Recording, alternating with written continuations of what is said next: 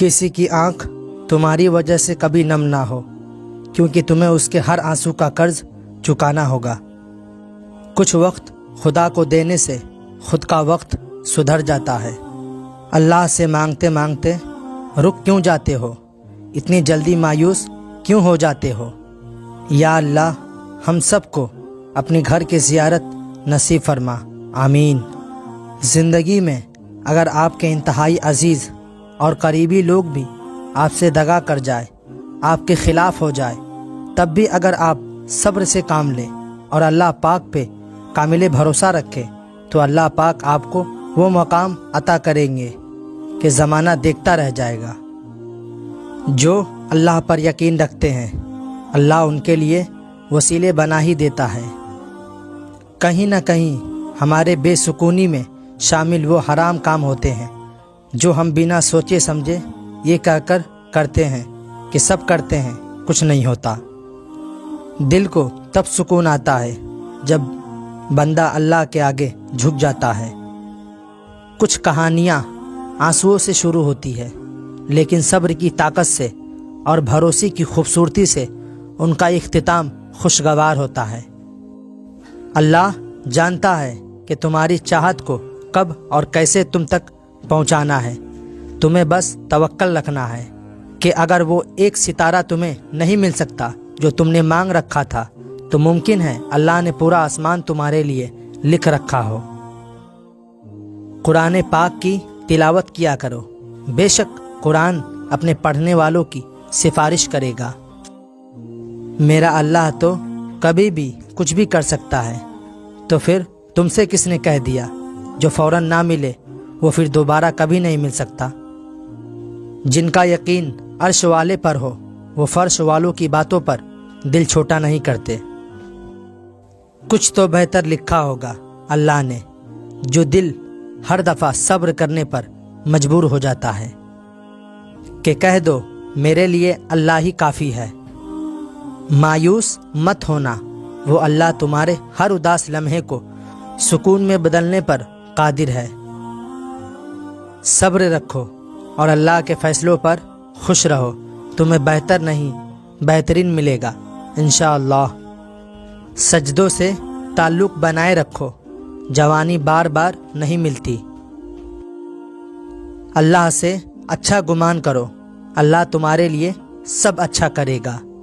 اللہ ہمیں کبھی ایسی مشکل میں نہیں ڈالتا جس سے ہم نکل نہ سکے، ہمیشہ کوئی نہ کوئی راستہ ضرور ہوتا ہے۔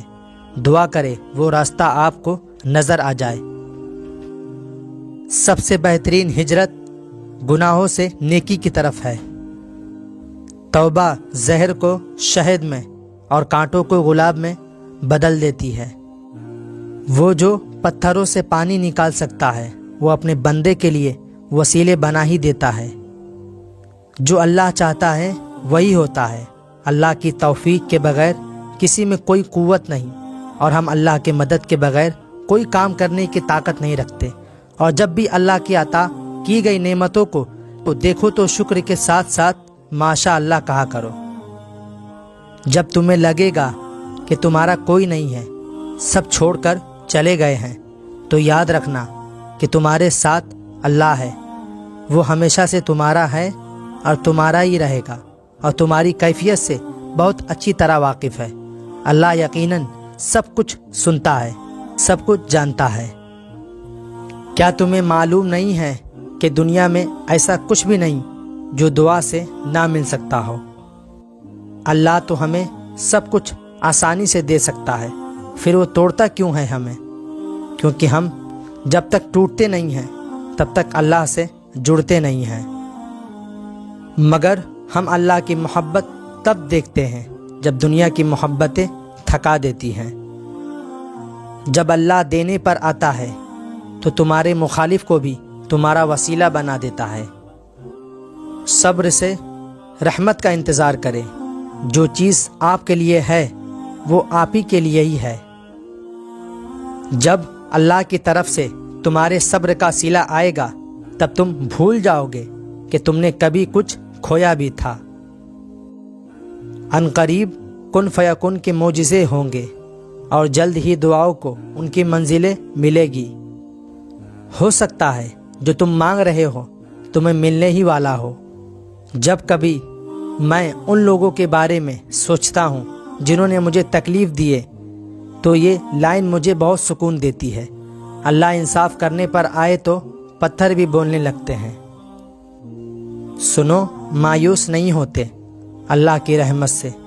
وہ رات کو دن میں بدلنے والا رب ہے، تمہارے آنسوؤں کو مسکراہٹ میں بدل دے گا۔ اسلام اتنا خوبصورت مذہب ہے کہ غور سے اذان کی آواز سننے سے ہی ڈپریشن دور ہو جاتا ہے۔ ہاں، ہو سکتا ہے کچھ چیزیں تمہیں ویسی نہ ملے جیسے تم نے چاہی، لیکن یقین کرو اللہ کے فیصلے تمہیں مطمئن کر دیں گے۔ اللہ کے فیصلے ہماری خواہشوں سے بہتر ہوتے ہیں۔ اگر اللہ تمہیں انتظار کروا رہا ہے تو تیار رہو، وہ اس سے بڑھ کر تمہیں دے گا جو تم اس سے مانگ رہے ہو۔ ایک شخص نے نبی کریم صلی اللہ علیہ وسلم سے پوچھا، اسلام میں کون سے اعمال افضل ہیں؟ نبی کریم صلی اللہ علیہ وسلم نے فرمایا، اللہ کی مخلوق کو کھانا کھلائیں اور سلام کریں، اسے بھی جسے آپ پہچانتے ہیں اور اسے بھی جسے نہیں پہچانتے۔